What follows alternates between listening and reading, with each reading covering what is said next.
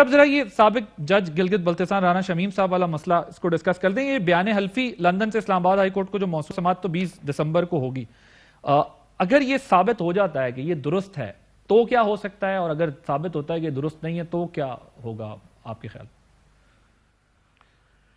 دیکھیے, اگر ثابت ہو جاتا ہے تو اس کی بھی بڑی سیریس امپلیکیشنز ہیں, اگر ثابت نہیں ہوتا تو اس کی بھی بڑی سیریس امپلیکیشنز ہیں. سب سے اہم سوال یہ ہے کہ کیونکہ وہ اسلام آباد ہائی کورٹ نے خود نوٹس لیا ہے کنٹیمپٹ پروسیڈنگز کا, اور وہ اس میں اور ان تمام چیزوں میں جو ابھی آپ پہلے ذکر کر رہے تھے, اس کا فرق یہ ہے کہ پہلا جو ایک کانٹیکسٹ ہے یا ایک وہ جو تھیٹر ہے اس میں بہت سی چیزیں ہیں, اس کا کوئی اسپیسیفک آتھر نہیں ہے. اس کیس میں ایک پاکستانی شہری جو پاکستانی عدالتوں کی جورسڈکشن میں رہتے ہیں, انہوں نے ایک بڑا اسپیسیفک ایلیگیشن لگایا پاکستان کے سابق چیف جسٹس کے بارے میں, اور پھر وہ ایک ادارے نے اس کو, چینل نے, میڈیا گروپ نے اس کو سرکولیٹ کیا, وہ بھی پاکستانی عدالتوں کی جورسڈکشن کے اندر ہے. اب کیونکہ ایک الزام لگایا گیا ہے تو جس نے الزام لگایا ہے اور اس الزام کا نتیجہ کسی ایک انڈیویجول جج کے بارے میں نہیں تھا, وہ پوری ایک عدالت کے بارے میں اور خاص طور پر اسلام آباد ہائی کورٹ کی تمام جج صاحبان کے بارے میں تھا, اور اس سے عدلیہ پہ لوگوں کا اعتماد اٹھنے کا بڑا سخت اندیشہ تھا. اس لیے کورٹ نے اس کا نوٹس لیا. اگر اب کیونکہ پروسیڈنگز ہو رہی ہیں, جو نتیجہ ہوگا وہ ظاہر سب کے سامنے ہوگا, لیکن آئیدر وے اس کا بڑا سیریس کانسیکوینس ہو سکتا ہے. اچھا, اور اس کی کسی بھی صورت میں اگر تصدیق ہو جاتی ہے تو کیا چیف جسٹس سابق جو ہیں سپریم کورٹ میں ان کو طلب کیا جا سکتا ہے, بلایا جا سکتا ہے؟ سابق ثاقب نثار صاحب کو عدالت طلب کیا جا سکتا ہے ہائی کورٹ یا کسی کورٹ؟ یہ قبل از وقت ہے, اور لیکن یہ کورٹ نے آبزرویشن کیا کہ ہم اس پروسیس میں اور اس کو آخر تک جانے کے لیے جو کچھ بھی کرنا پڑے گا, جس کو بھی طلب کرنے کی ضرورت پڑی کیا جائے گا, کیونکہ اگر لوگوں کا عدلیہ پہ سے اعتماد اٹھ گیا, پورے ہائی کورٹ پہ سے یا پورے نظام انصاف پہ سے, تو پھر یہ تو جنگل کا قانون ہو جائے گا. تو ابھی قبل از وقت ہے کہ ان کو بلایا جائے گا یا نہیں, لیکن اگر عدلیہ کے وقار کو قائم رکھنے کے لیے اس کی ضرورت پڑی تو شاید وہ بھی پاسبل ہوگا. ٹھیک. آپ نے رانا شمیم صاحب پر توہین عدالت کیس میں فرد جرم لگانے کی استدعا کی ہے, کیوں کی ہے آپ کے خیال میں, کیوں ان پر فرد جرم عائد ہونی چاہیے؟ دیکھیے, ان کو پہلے عدالت نے شو کاز نوٹس ایشو کیا, اس کے بعد شو کاز نوٹس کا انہوں نے جواب دیا. قانونی طریقہ یہ ہے کہ کنٹیمپٹ آف کورٹ آرڈیننس 2003 کے تحت کہ جب شو کاز نوٹس کا جواب آئے تو ایک پریلیمنری ہیئرنگ ہوتی ہے, اور پریلیمنری ہیئرنگ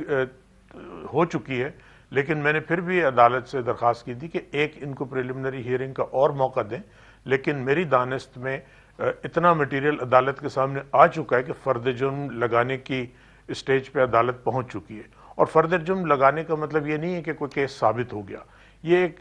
پروسیس ہے اس ٹرائل کی طرف جس کے نتیجے پہ عدالت کسی فیصلے پہ پہنچ سکتی ہے کہ جو الزام لگایا وہ صحیح ہے, اور اس کے نتیجے میں عدالت کی اور عدلیہ کے ادارے کی توہین و تذیق ہوئی. ٹھیک سر, یہ اب ایک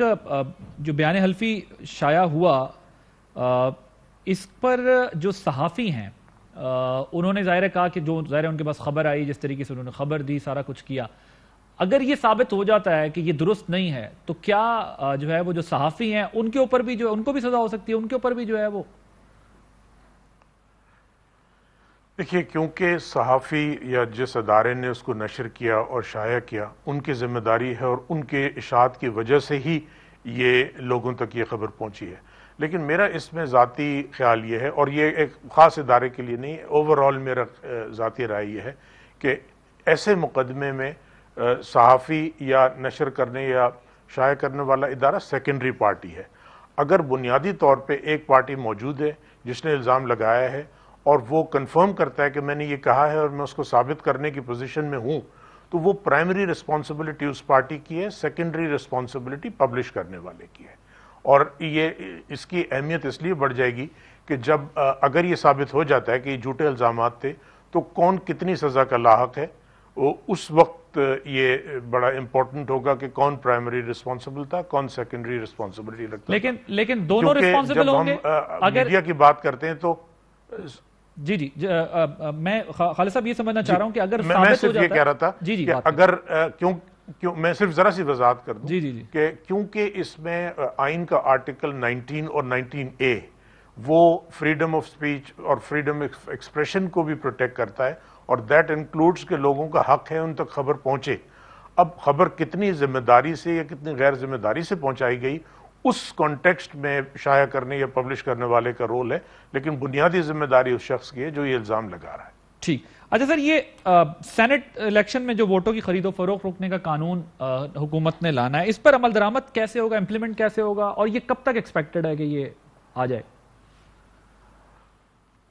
سب جو اس کا پروسیس کا پہلا حصہ تھا، آپ کو یاد ہوگا کہ سپریم کورٹ میں ریفرنس فائل کیا تھا وفاقی حکومت نے، اور وہاں یہی ایشو تھا. تو سپریم کورٹ نے کہا کہ ہمارا اس میں سٹینڈ یہ تھا کہ بیلٹ جو ہے سیکرٹ نہیں ہونے چاہیے، الیکشن جو ہے سینٹ کے وہ آئین کے آرٹیکل 226 کے تحت نہیں ہوتے. سپریم کورٹ نے کہا کہ نہیں اس میں ہوتے، لیکن ساتھ ساتھ انہوں نے یہ کہا تھا کہ وہاں ایک خاص بیک گراؤنڈ میں جب فیکٹس یہ تھے کہ ریپیٹڈلی ہارس ٹریڈنگ ہوتی ہے، ووٹ بائنگ ہوتی ہے، تو کورٹ نے کہا تھا کہ ٹریسبل ہونا چاہیے. تو یہ پبلک نہیں ہوگا، لیکن ایٹ لیسٹ الیکشن کمیشن کی حد تک تو پہلے تو سٹیپ یہ ہے کہ الیکشن کمیشن اس آبلیگیشن کو پورا کرے اگلے الیکشن میں، جو انہوں نے کہا وہ کریں گے. جب پچھلے سینٹ کے انتخابات ہوئے تو وقت کی کمی کی وجہ سے وہ نہیں ہوا، تو پہلی اس کی شرط یہ ہے کہ وہاں سپریم کورٹ کے آرڈر کو امپلیمنٹ کیا جائے. اس کے بعد اسی کی روشنی میں قانون سازی. لیکن میری رائے ہے کہ یہ قانون سازی قومی اسمبلی یا سینٹ میں انیشیٹ ہونی چاہیے، آرڈیننس کے ذریعے اگر نہ ہو، کیونکہ یہ اتنا اہم ہے اور یہ کوئی کسی ایک پولیٹیکل پارٹی کا نہیں، ایک قومی مسئلہ ہے. تو اس پہ بحث ہونی چاہیے، اور اس پہ میرے خیال میں اپوزیشن نے بھی یہ بار بار اس چیز کا اندیا دیا ہے کہ وہ بھی اس کو سپورٹ کرتے ہیں کہ سینٹ کے اور تمام انتخابات میں، بٹ بالخصوص کیونکہ ہارس ٹریڈنگ، ووٹ بائنگ کے الیگیشن سینٹ میں آتے ہیں اور اس کے شواہد بھی آئے، ویڈیوز بھی آئیں، تو اس کے لیے ایک سیر حاصل بحث ہونی چاہیے. اور ابھی کیونکہ وقت بھی ہے سینٹ کے الیکشن میں، تو اس پہ اسمبلی کے اندر ڈیبیٹ ہو اور پھر قانون، اور اگر ضرورت ہو تو اس کو آئینی ترمیم بھی کی جائے. اس پہ میرے خیال میں اصول پہ جو حزب اختلاف ہے ان کو اعتراض نہیں. اور آپ کیونکہ ابھی ایک اہم جو رہنما ہے محترم خاقان عباس، شاید خاقان عباسی صاحب، ان سے بات کریں گے تو ان سے بھی رائے لیجیے گا. لیکن میری ان سے بھی ریکویسٹ یہ ہے کہ یہ کیونکہ قومی مسئلہ ہے تو اس کو مہربانی کر کے اسمبلی میں، سینٹ میں اس پہ ضرور غور کریں. ٹھیک، میں بالکل یہ سوال ان کے سامنے رکھوں گا. آپ لوگوں کی بھی، یعنی حکومت کی بھی کسی سطح پر جو ہے وہ اس معاملے پہ انگیجمنٹ ہے اپوزیشن کے ساتھ؟ جی یقیناً پارلیمنٹ میں انگیجمنٹ ہے، اور لیکن کیونکہ میں اس میں ڈائریکٹلی انوالو نہیں ہوں تو میں کسی اسپیسیفک کانٹیکسٹ میں اس کا جواب نہیں دے سکتا، لیکن انگیجمنٹ اگر نہیں ہے تو ضرور ہونی چاہیے. اچھا، آپ یہ کہہ رہے ہیں کہ مطلب آپ کے علم میں نہیں ہے، آپ کہہ رہے ہیں اگر نہیں ہے تو ضرور ہونی چاہیے، کیونکہ یہ آرڈیننس کے بجائے جو ہے وہ لیجسلیشن کے ذریعے سینٹ اور قومی اسمبلی سے آئے تاکہ ایک اہم قانون ہے، پھر یہ اس کی اوتھینٹسٹی زیادہ رہے گی. جی، اور بار بار یہ کیونکہ آرڈیننس تو ایک سٹاپ گیپ ارینجمنٹ کے طور پہ ہے، ایک نارمل لیجسلیٹو پروسیس تو نہیں ہے، تو اور اس سے جتنا ایکسیسو آرڈیننس استعمال ہوگا اس سے پارلیمان کوئی مضبوط نہیں ہوگی. تو بہتر طریقہ ظاہر ہے کہ وہ آئین میں، یہ بھی ایک آئینی طریقہ ہے تو بالکل استعمال کیا جا سکتا ہے، لیکن احسن اور بہتر طریقہ یہ ہے کہ اس پہ بحث ہو، کیونکہ یہ قومی ایشوز ہیں. بحث ہونے کے بعد اسمبلی اس کو ایکٹ کی شکل میں پاس کرے. ٹھیک sir, towards the very end chairman NAB کا معاملہ وہ کہاں پر ہے؟ ابھی تو ایک آپ لوگوں نے جو ہے وہ ایک سٹاپ گیپ ارینجمنٹ ہے اس وقت، تو اس پہ کیا اسٹینڈنگ ہے، کیا اپوزیشن کے ساتھ انگیجمنٹ ہے، کیا ہو رہا ہے؟ دیکھیے اس میں یہ کیونکہ اب قانون جو گورنمنٹ نے آرڈیننس کے ذریعے بنایا تو یہ گورنمنٹ کی آبلیگیشن بھی ہے، یہ آپشنل نہیں ہے. گورنمنٹ کی ذمہ داری ہے کہ اس پروسیس کو شروع کریں، اور اس کو سامنے رکھتے ہوئے میری اطلاع یہ ہے کہ لا منسٹری نے صدر مملکت کو سمری بھیجی ہے، اور اب صدر مملکت جو ہے وہ اس پروسیس کو امینڈڈ جو آرڈیننس ہے اس کے تحت شروع کریں گے، اور اس کو جتنی جلدی وہ کمپلیٹ کرنا چاہیے، کیونکہ یہ ایک سٹاپ گیپ ارینجمنٹ ہے. اگر یہ سٹاپ گیپ ارینجمنٹ ایک ریزنیبل ٹائم سے باہر جائے گا تو وہ قانون کی اور ہمارے جو کانسٹیٹیوشنل سٹرکچر ہے یہ شاید پھر اس کی مکمل کمپلائنس نہیں ہوگی. تو اس کو ہونا چاہیے جتنی جلدی ہو. جی ٹھیک ہے، تھینک یو سو مچ. خالد جاوید خان صاحب، اٹارنی پاکستان، ہمارے ساتھ موجود تھے.